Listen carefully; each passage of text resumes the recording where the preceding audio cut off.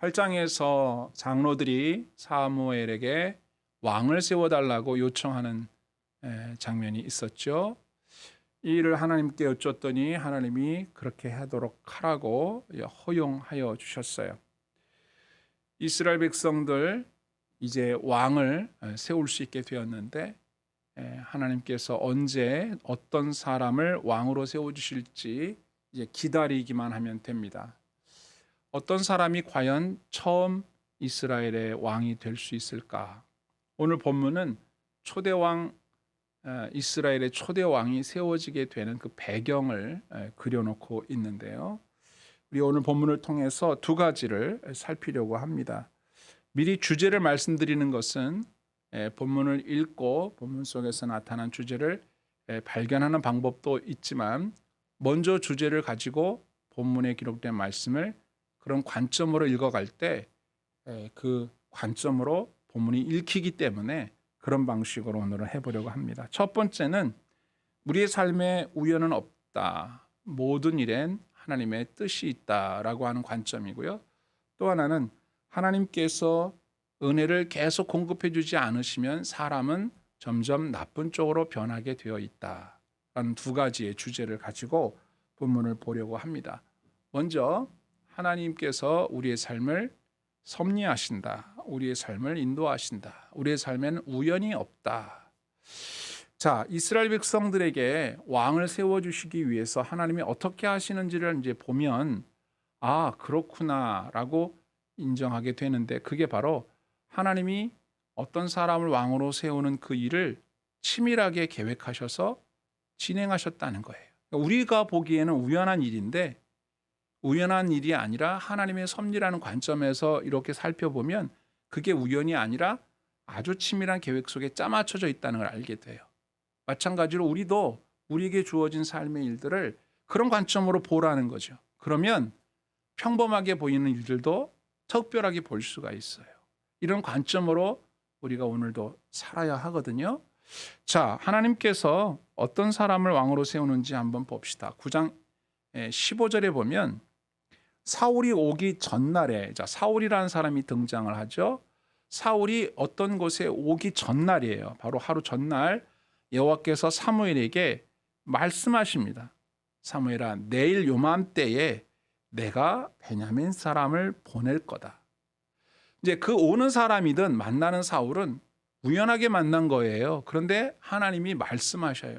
그 사람을 내가 내일 요맘때 보낼게. 그 사람은 하나님이 자기를 보냈는지 모르고 오는 거예요. 그러면 그 사람을 왕으로 세워라. 기름을 부어서 왕으로 세워라. 하나님이 보내는 사람을 왕으로 세우라고 사무엘에게 하루 전날 말씀해 주셨어요. 그러니까 사무엘은 누구를 왕으로 세울지 아직 모르는 채 이제 내일을 기다려야 되는 거예요. 이름도 말씀하지 않으셨어요. 그리고 그 사람이 앞으로 하게 될 일도 미리 말씀하시는데 15절 중반에 그가 내 백성을 블레셋 사람의 손에서 구원하게 될 것이다. 블레셋 사람의 손에서 구원한다는 얘기는 그가 이스라엘 백성들의 왕으로서 이스라엘 백성들을 블레셋의 칼에서, 블레셋의 압제로부터 구원하는 일을 하게 될 사람이라는 거예요. 또 내 백성의 부르짖음이 내게 상달되었으므로, 하나님이 이렇게 하시는 이유는 백성들이 자꾸만 블레셋 사람들로부터 고통을 당하고 있고 이 일을 하나님께 기도했기 때문에 하나님이 그들을 돌보기 위해서 이 일을 진행하고 계시는 거예요. 자, 그리고 이제 17절에 보면 사무엘이 사울을 볼 때에, 이제 다음 날에 사울을 볼 때에 하나님께서 그에게 말씀해 주십니다. 보라, 바로 이 사람이다. 그러니까 어제 말씀한 사람이 바로 이 사람이라고 사무엘에게 직접 하나님이 말씀하시는 거예요. 이 사람이 이스라엘 백성을 다스리게 될 것이다. 이렇게 말씀하는 장면이에요.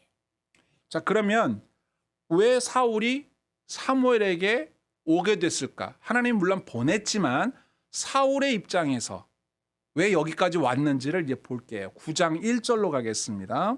성경은 바로 이 사울이라고 하는 사람의 출신 배경을 쭉 설명해 주는데요. 베냐민 지파의 기스라고 하는 유력한 사람이 있었다 그랬습니다. 유력한 사람, 유력, 있을 유, 힘력, 힘이 있는 사람, 예, 힘이 있는 유명하고 돈도 있고 힘도 있는 권세가 있는 사람이 있었어요. 그가 바로 기스라는 이름을 가진 베냐민 지파 출신 사람인데 이 사람에게 아들이 있습니다. 2절에 보시면 기스에게 아들이 있으니 자, 이 아들이 바로 누구다? 그의 이름은 사울이요. 준수한 소년이다. 이렇게 되어 있습니다. 이스라엘 자손 중에서 그보다 더 준수한 자가 없고 키는 모든 백성보다 어깨 위만큼 컸다 그랬어요. 자, 이 말을 왜 합니까? 우선 출신이 베냐민이고 또 하나 이 사람은 잘생긴 사람이었어요. 바후르 토브, 젊고 잘생겼다. 여기서 바후르가 소년인데요. 우리가 말하는 열 몇 살짜리 소년을 말하는 게 아니라 이 바후르라고 하는 단어는 우리식으로 표현하면 청년이죠. 왕이 될 만한 싸움의 능력도 있고 또 결혼도 할 수 있고 재산을 상속받을 수도 있는 왕이 될 수 있을 만한 청년을 말하는 거예요. 근데 이제 바후르라고 하는 이 단어를 소년이라고 번역한 것은 좀 아쉽다라고 할 수 있어요. 사울이 이스라엘 백성을 블레셋에서 건져낼 만한 또 이스라엘 장로들이 왕을 세워달라고 했을 때 야, 이쯤이면 충분하겠다라고 여길 만한 아주 외적으로 충분한 조건을 가지고 있는 사람이었어요. 키가 다른 사람보다 어깨 위만큼 컸다. 보통 사람보다 이 목부터 머리까지가 더 있는 거예요. 그러니까 여기가 어깨인 거지. 내 머리가 그 사람에게는 어깨인 거예요. 그러니까 엄청 키가 큰 거죠. 보통 사람보다 키가 크고 얼굴이 얼마나 잘생겼는지 제일 잘생겼어요. 이스라엘 자손 중에 이 사람보다 잘생긴 사람이 없을 정도로 얼굴도 잘생겼고 키도 크고 그리고 유력한 기스라고 하는 사람의 아들이에요. 그러니까 배경이 괜찮은 사람이다. 그런 얘기죠. 이렇게 매력적인 요소를 가장 잘 적절하게 갖추고 있는 외적인 요소죠. 이 요소를 가지고 있는 사울이라고 하는 사람이 있었는데 이 사람을 하나님께서 사무엘에게 보내는데 야, 너 가서 사무엘에게 가서 인사하고 기름 부음 받아서 왕 되라. 이런 식으로 하지 않았어요. 어떻게 했느냐? 그 기스라고 하는 아버지에게 암나귀들이 있었는데 이 암나귀들을 잊어버리게 되는 일이 생깁니다. 이것도 우연한 일이 아닌 거예요. 그런데 왜 암나귀들이라고 이렇게 암나귀를 얘기를 하느냐? 암나귀는 부의 상징이었어요.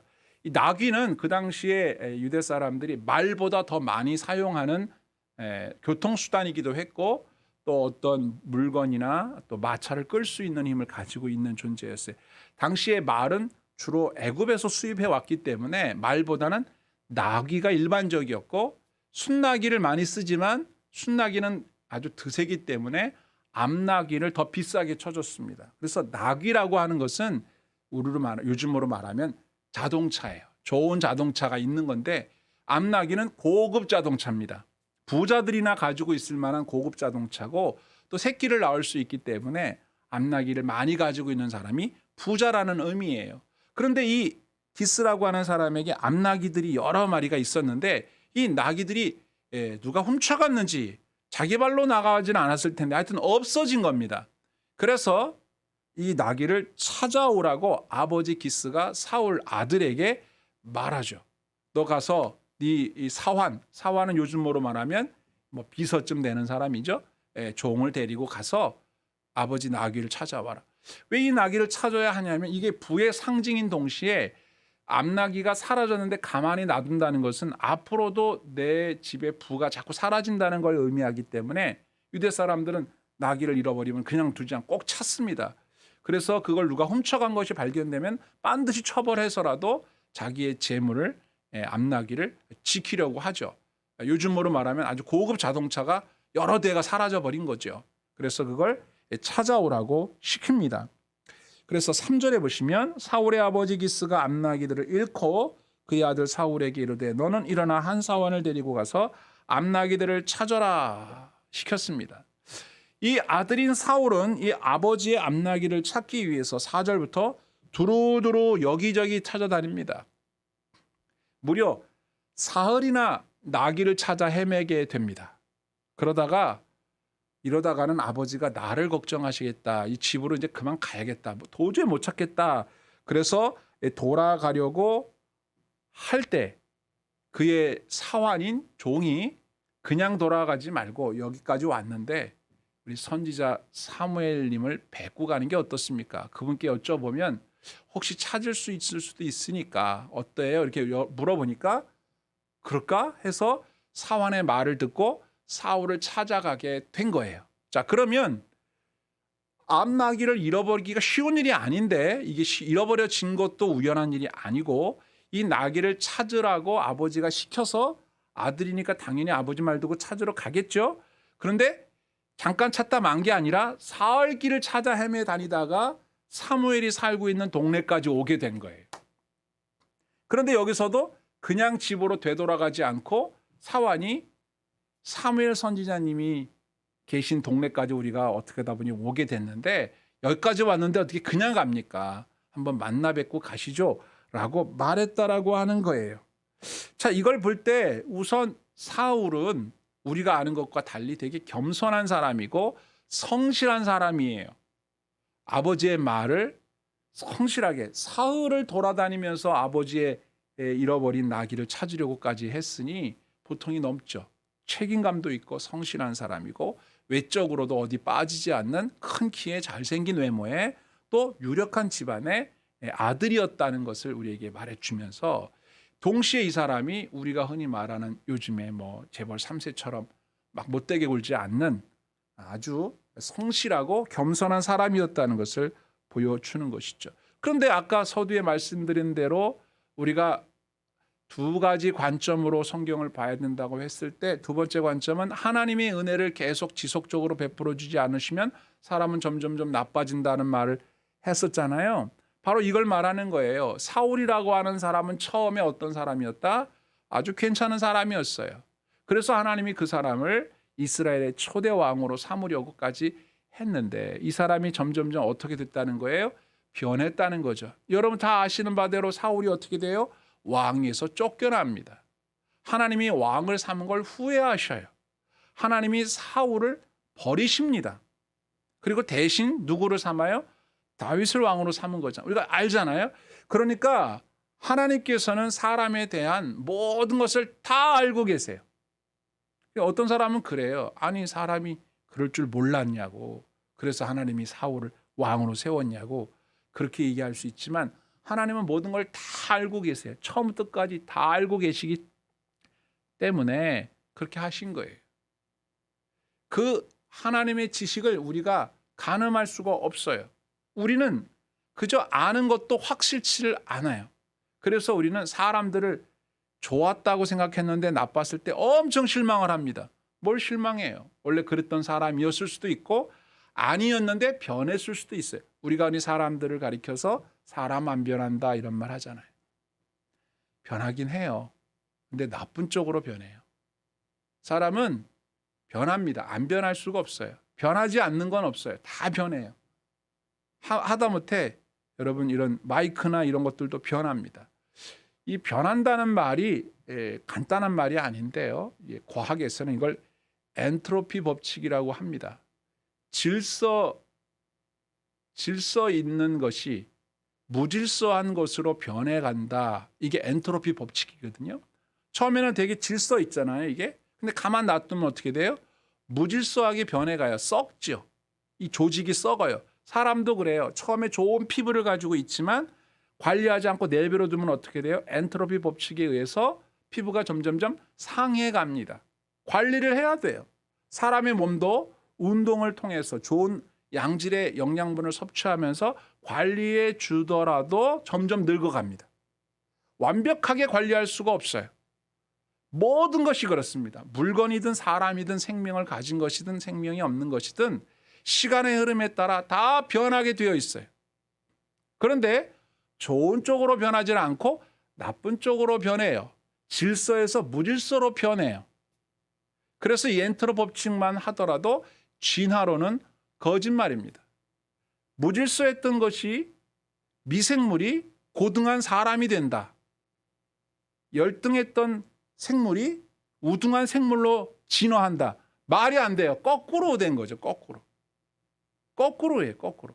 그러니까 우리가 가만히 있었는데 좋아졌다. 가만히 있었는데 사람이 착해졌다. 가만히 있었는데 똑똑해졌다. 가만히 있었는데 저절로 이런 책상이 딱 생겼다. 그런 일은 없습니다. 아무리 오랜 세월이 흘러도 무질서한 것이 질서 있게 되질 않아요. 무질서한 게 질서 있게 되는 길은 있긴 있어요. 거기에 무엇인가 힘이 가해지고 에너지가 가해지면 좋아집니다. 예를 들어서 엉망진창이 되어버렸네. 가만 냅뒀더니. 그런데 그걸 좋게 하려면 어떻게 돼요? 청소하고 망가진 건 고치고 새로운 부품을 갈아 끼고 거기에 포장을 입히고 이렇게 하면 질서 있게 되겠죠. 근데 그것도 그냥 내버려두면 또다시 무너지게 되는 거예요. 이게 엔트로피 법칙이라고 해요. 연력학 제2법칙이라고 하는 거예요. 웬만한 사람은 다 들어봤을 거예요. 그런데 가만히 있는데 열등한 게 점점점 시간이 흘렀더니 이렇게 훌륭한 존재가 됐다? 그런 일은 없습니다. 사람도 마찬가지예요. 사람이 세월이 오래 흐르다 보니까 그 사람이 뭐 인격이 성숙해지고 야, 세월이 사람을 만들었다. 천만의 말씀. 할아버지 할머니라고 다 인격적으로 훌륭합니까? 아니에요. 더 이상한 사람 많아요. 어리다고 애들이 다 철이 없습니까? 그렇지 않아요. 나이가 먹었다고 훌륭해지는 게 아니라 그 세월 속에 하나님의 은혜가 그에게 임하고 그가 공부하고 인격 수양을 닦고 여러 가지 많은 과정들이 있었기 때문에 사람이 훌륭하게 인격자로 훌륭한 성인으로 훌륭한 사람으로 그렇게 성숙하게 된 거지 저절로 되는 일은 없어요. 우리의 신앙도 마찬가지입니다.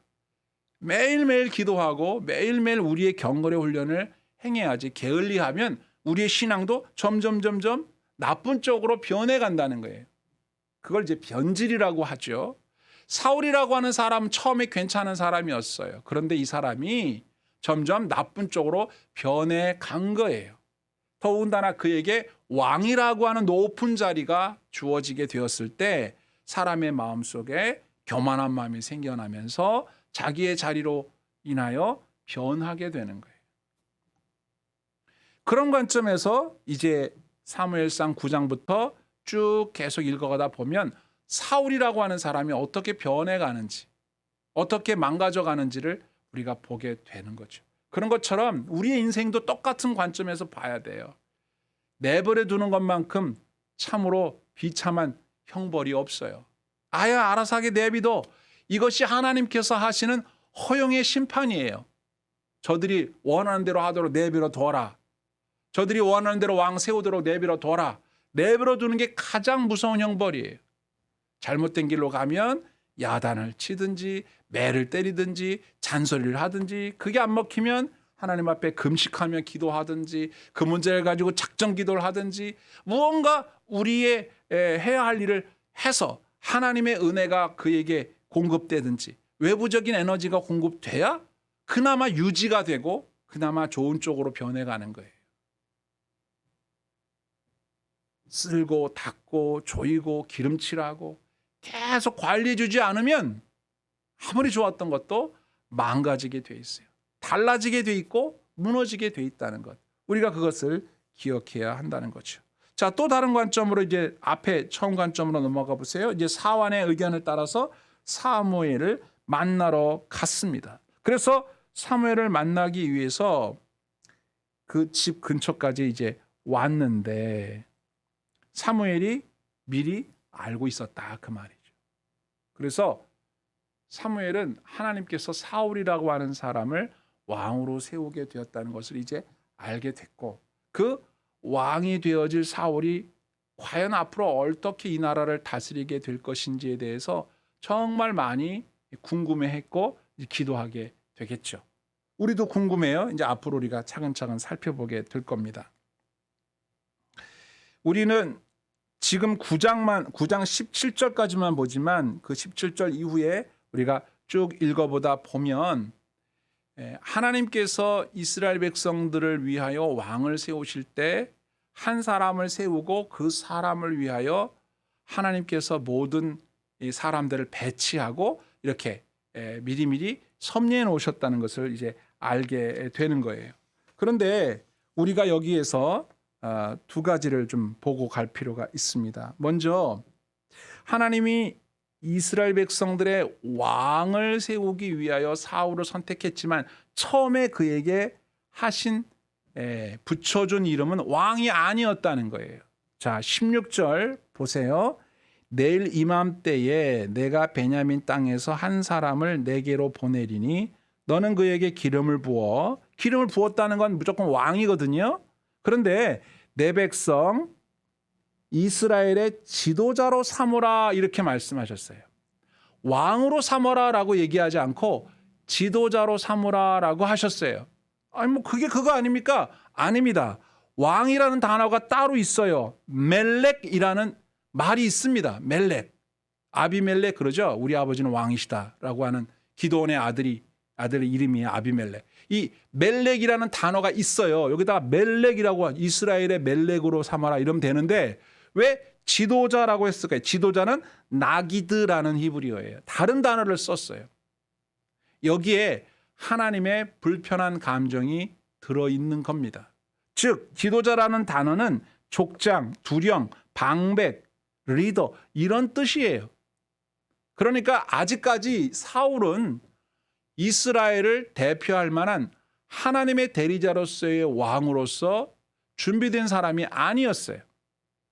그래서 하나님께서는 사울을 아직 왕이라고 말씀하지 않고 지도자라고 했어요. 근데 앞에는 기름을 부으라고 했단 말이에요. 기름은 누구에게만 붓냐면 왕, 제사장, 선지자에게만 붓는 거예요. 이 세 사람을 세울 때 머리에 기름을 붓거든요. 그래서 머리에 기름을 붓는다. 그래서 이것을 메시아라고 합니다. 메시아. 메시아는 머리에 기름을 붓는다는 뜻이에요. 그걸 이제 신약 시대는 그리스도라고 했죠. 그러니까 지도자로 삼으셨다는 거예요. 왜 그렇게 말씀하셨을까? 자, 17절로 갑니다. 이제 하나 더 있었죠. 아까 말씀드린 것 중에. 보라, 마지막 하반절에 보라 이는 내가 내게 말한 사람이니 이가 내 백성을 다스리리라 하시니라 라고 말씀하셨어요. 여기서 다스린다는 단어가 아차르라는 동사인데 이 아차르라는 동사를 찾아보면 억제하다, 방해하다, 감금하다, 속박하다, 제한하다 이런 뜻이에요.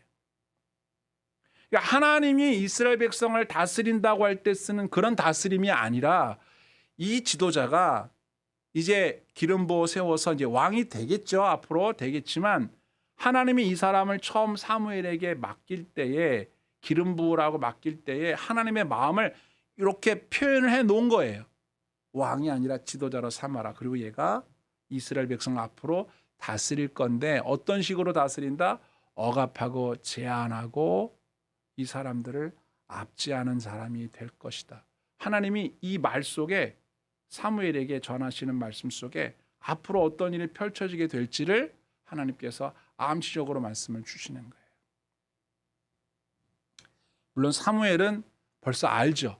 처음부터 알죠. 근데 나중에 사무엘이 사울을 대신할 다윗을 왕으로 세우러 갈 때에도 역시 사무엘도 똑같은 마음이었어요. 그래서 이세의 그 아들들 7 아들들을 보면서 야 키가 크구나 잘생겼구나 자꾸 그런 사람만 왕감인 줄 알고 찾았단 말이에요. 왜? 사울을 처음에 그렇게 하나님이 세우셨으니까. 그런데 하나님이 뭐라고 하셨어요? 사람은 외모를 보지만 나는 중심을 본다. 그래서 다윗을 세우신단 말이에요. 기름 부어서 다윗을 왕으로 세울 때에 하나님께서는 다 아시니까 다윗이 어떻게 할 건지 다 아시니까 벌써 대하는 마음의 태도가 다른 거예요. 자, 오늘은 그 이야기를 하는 겁니다, 여러분. 두 가지 말씀드렸잖아요. 사울이라고 하는 사람을 하나님께서 왕으로 세우기 위해서 이 사람을 선택을 하는데 우리가 보는 입장에서는 정말 조건이 좋아요. 딱 이만한 사람이 없어요. 너무너무 왕다운 사람이에요. 이 사람을 왕으로 세우기 위해서 이제 어떤 식으로 만나게 하셨다? 하나님께서 그의 아버지 암나기를 찾아 나서도록 해서 3일 길을 헤매다가 결국은 사무엘이 있는 곳까지 오게 해서 사무엘과 만나게 되고 사무엘이 식사 자리에 초대를 하게 됩니다. 그래서 상석에 앉히고 그리고 자기가 먹는 좋은 음식을 그 앞에 놓고 먹으라고 하고 또 하룻밤 같이 그의 집에서 잠을 자고 아침에 일어나서 그에게 기름을 붓고 그를 왕으로 세우는 일을 하게 돼요. 이와 같은 과정을 속에서 사울의 입장에서는 아버지의 나귀를 찾으라고 집을 나섰을 뿐인데 이 사람을 만날 거라고는 꿈에도 알지 못했죠. 그리고 그 아버지도 그렇게 될 줄은 전혀 모르고 아들을 보낸 거예요. 사무엘조차도 몰랐어요. 근데 하루 전날 하나님 말씀해 줬단 말이에요. 자, 이걸 보면 하나님이 하시는 일에 뭐든지 계획이 있고 그 계획을 모든 사람에게 다 말해주는 건 아니에요. 그런데 이것만 보더라도 우리의 삶에 일어나는 아주 사소해 보이는 일들이 중요한 일과 연결이 되어 있다는 걸 알아야 돼요. 낙이 찾는 일은 그냥 일상적인 일이에요.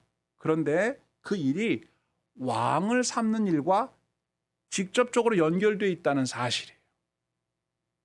그리고 사환이 옆에서 얘기해 줬는데 사환의 말을 듣지 않고 그냥 돌아갔으면 얘기는 또 다르게 전개되겠을 테지만 사환이 그냥 중요하지 않은 사람이 비서가 해준 말 듣고 그 말대로 사무엘을 찾아갔다가 자신이 왕이 되는 그 첫 단추를 열게 되는 거잖아요. 그러니까 사소해 보이는 일, 사소해 보이는 만남 이런 것들이 하나님의 섭리 가운데 있다는 것을 믿고 우리가 성경을 이렇게 보듯이 우리의 삶을 이렇게 봐야 돼요. 그러면 어떤 결과에 도달하게 됩니까? 우연은 없구나. 모든 것이 하나님의 섭리구나. 그러니까 내 범사에 일어나는 모든 일은 하나님이 알고 계시는구나. 모든 일이 합력하여 선을 이루겠구나. 그러니까 내게 일어나는 모든 범사에 감사해야 되겠구나. 하나님의 뜻이 이루어지겠구나. 그리고 항상 기뻐해야 되겠구나. 그러니까 지금 보기에는 별 볼 일 없는 일일 수도 있고 지금 보기에는 이게 나한테 되게 불리한 일일 수도 있고 지금 보기에는 내가 불쾌한 일일 수도 있고 열받는 일일 수도 있어요. 그런데 결과적으로 하나님이 하고자 하는 일에 연결이 되어 있다는 거예요. 그걸 우리 믿는 거죠. 그럴 수밖에 없는 것이 하나님이 모든 걸 다 알고 계시고 우리 인생길을 친히 인도하시겠다고 약속까지 하셨어요. 너의 경영을 여호와께 맡기라. 나의 갈 길 다 가도록 예수께서 인도하신다. 그렇게 말씀하고 계시기 때문에 우리는 어떤 관점으로 이 세상을 봐야 되느냐? 범사가 하나님의 손 안에 있구나. 그래서 우리에게 범사에 감사하라고 하시는구나 라고 생각해야 되는 거죠. 사실 우리는 문제를 만나면 되게 스트레스를 받아요. 왜 이런 일이 일어나는 거야? 짜증나게. 스트레스를 완전히 받죠. 그래서 그 문제를 스트레스를 받는다는 얘기는 뭐냐면 내 생각과 내 지혜와 내 경험으로 풀어가야 된다고 생각하니까 짜증이 나는 거예요. 왜? 힘이 붙이니까.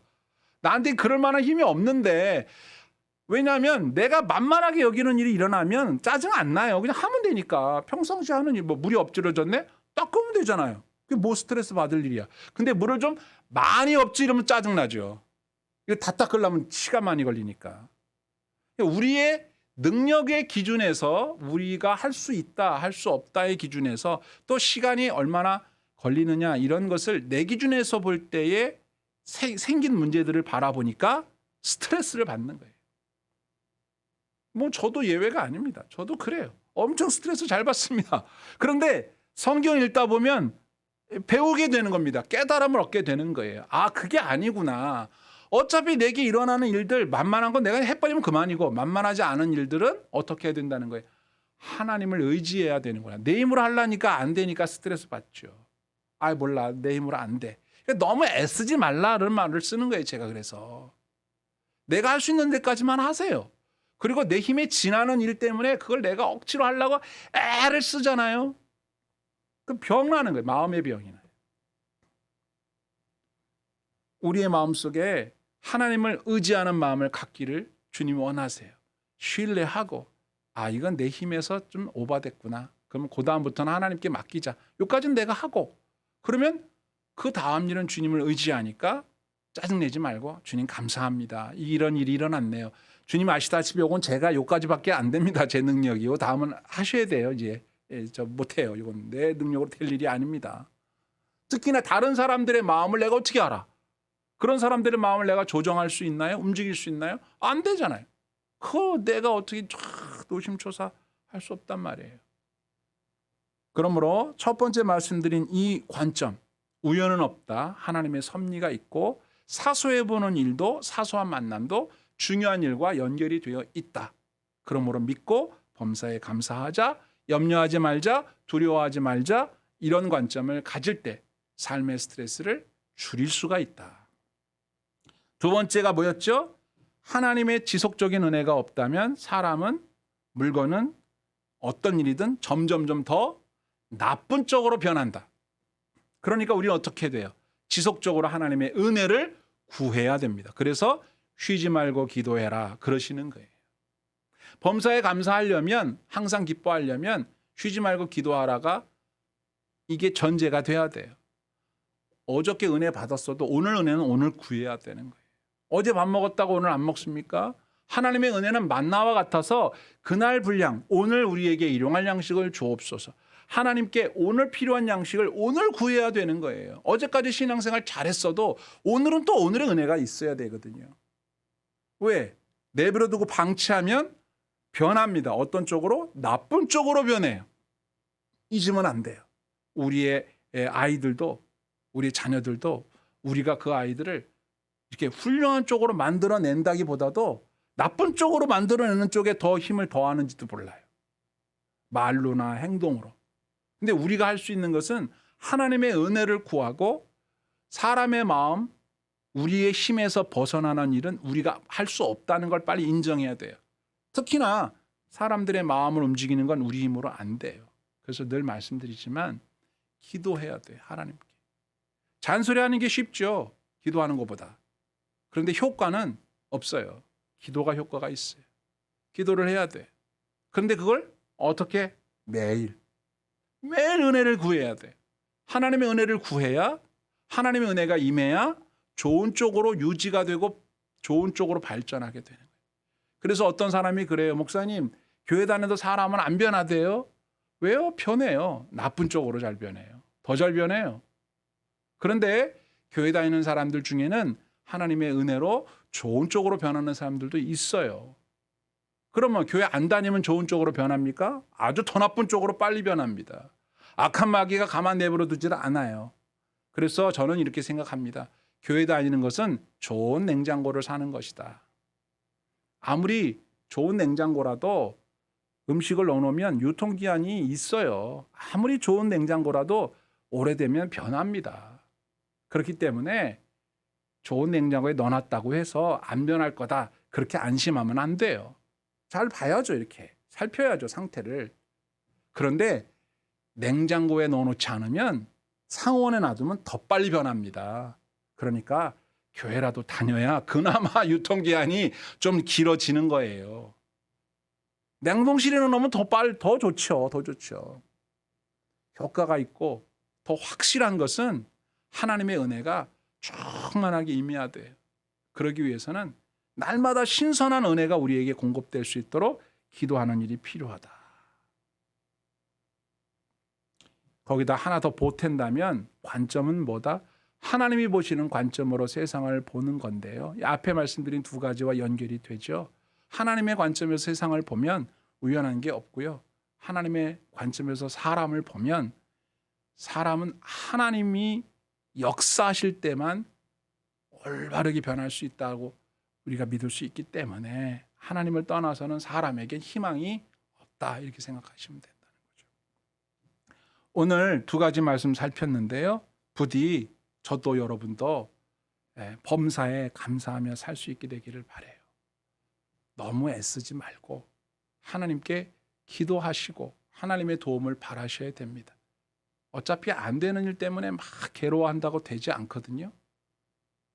뭐 짜증내고 화낸다고 되는 것도 아니고, 쓸데없이 에너지 낭비하지 말고 차라리 그 시간에 엎드려 기도하든지, 그것도 안 되면 저 같은 경우는 여기 휴대폰 메모장에다 기도를 씁니다. 그래서 응답이 되면 이렇게 지우고, 여기 체크하는 거 있잖아요. 그 있어요. 노트 체크해요. 그래서 응답된 건 체크하고, 그래서 지나간 것도 보면 이때는 이것 때문에 너무 그랬는데 이게 응답이 된 일이야. 이미 벌써 지나간 일인 거예요. 기록이 남으니까. 기도하기가 애매한 상황이면 기도를 작성을 하셔. 편지처럼 작성을 하시고 하나님을 의지하면서 오늘 하루도 살아가신다면 범사에 감사할 수 있어요. 또 걱정하는 일은 해결될 날이 꼭 옵니다. 기도하는 한 하나님의 은혜가 저와 여러분들에게 임하기를 간절히 소망합니다. 아멘.